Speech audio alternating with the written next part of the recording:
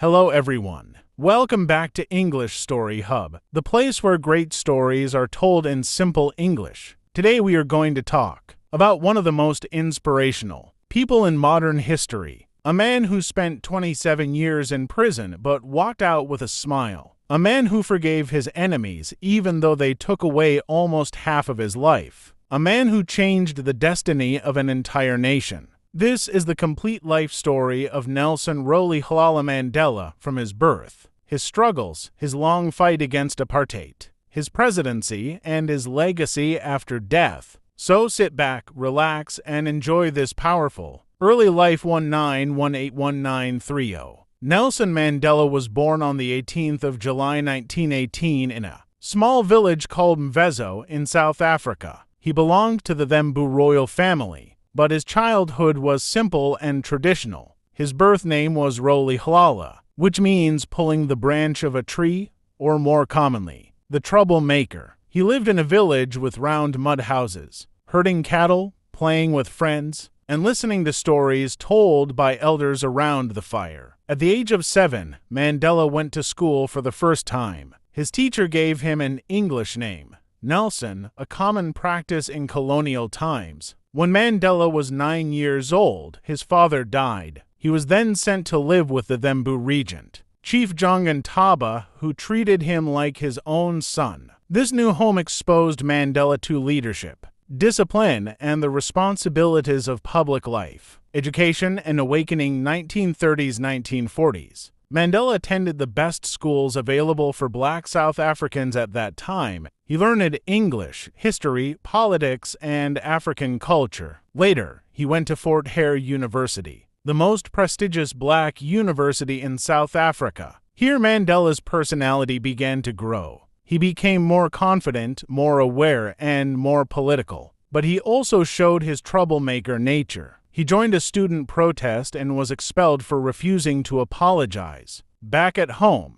Chief Taba arranged a marriage for Mandela, something Mandela did not want. To escape the marriage, Mandela ran away to Johannesburg, a city filled with mines, factories, and a sharp divide between white and black populations. In Johannesburg, Mandela did small jobs as a guard, a clerk, and a trainee. But soon his education continued. He completed his studies and joined a law program. In this city, Mandela truly saw the cruelty of apartheid, a system designed to keep black people under total control. It was in Johannesburg that Mandela decided, "I cannot accept this. I will fight this system." Joining the ANC, the fight begins 1940s-1950s. Mandela joined the African National Congress ANC in 1944. He and his friends, including Oliver Tambo and Walter Sisulu, created the ANC Youth League, which demanded a more active fight for rights.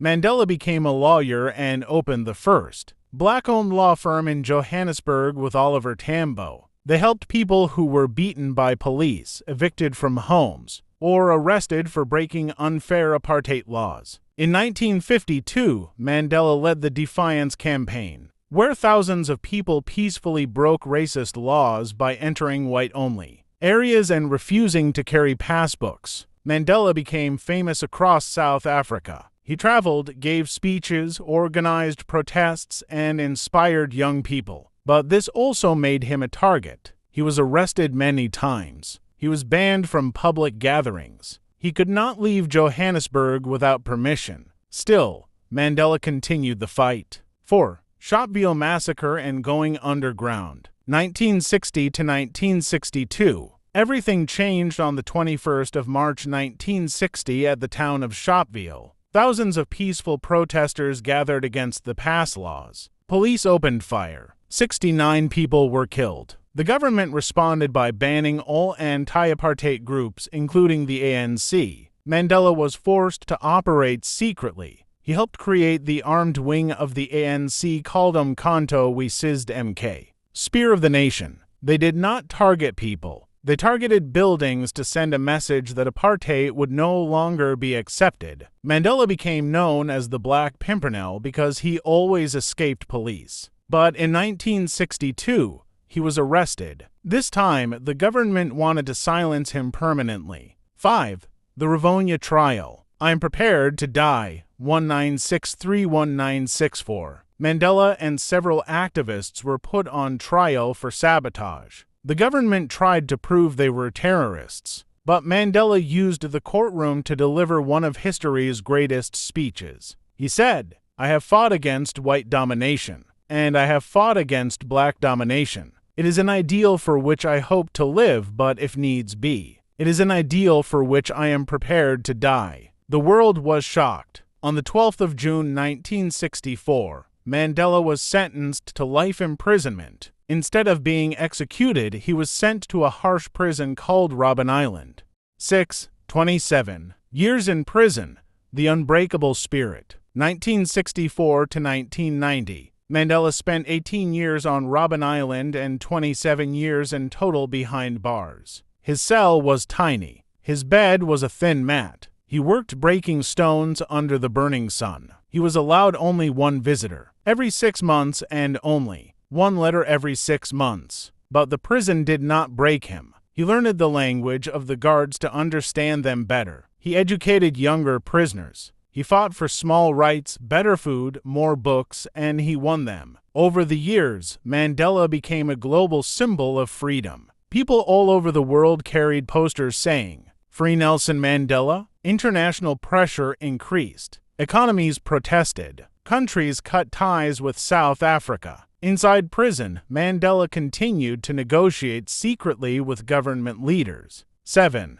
Release and New Hope. 1990. On the 11th of February 1990, the world watched live as Nelson Mandela walked out of prison, hand in hand with his wife, Winnie Mandela. Crowds shouted, people cried, and the world cheered. Mandela was 71 years old, but his spirit was youthful. He called for peace, not revenge. He met President F.W. de Klerk and began negotiations to end apartheid. In 1993, Mandela and de Klerk together won the Nobel Peace Prize. 8.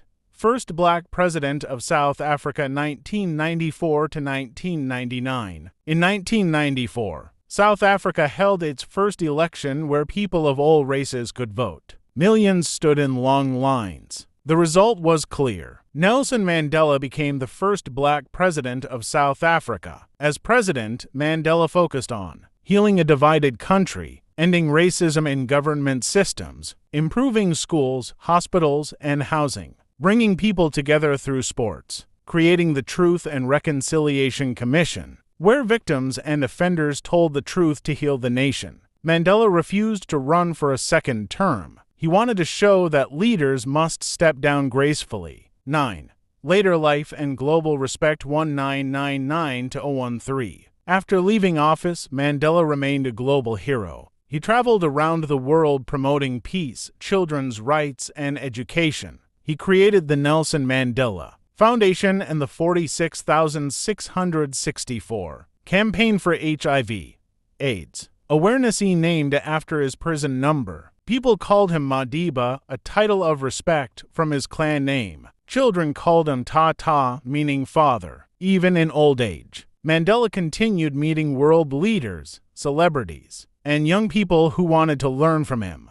Final years and death. 2013. He spent more time at home with his family. The entire world mourned. Millions watched the ceremony on television. Mandela's legacy. He proved that forgiveness is stronger than hate. He taught that one person can change a nation. Mandela remains a symbol of freedom, justice, peace, and hope for all humanity. If you enjoyed this 12-minute story of Nelson Mandela and shared this story with others, until then, stay curious and keep learning. Mandela's health became weak in his 90s. On the 5th of December 2013, Nelson Mandela passed away at the age of 95. More than 100 presidents and leaders attended his funeral. It was one of the biggest funerals in modern history. Nelson Mandela left behind a powerful message. He showed that courage is not the absence of fear, but the victory over it and even the world. Thank you for listening to this extended story on English Story Hub. Please like the video, subscribe to the channel. I'll see you in the next inspiring episode.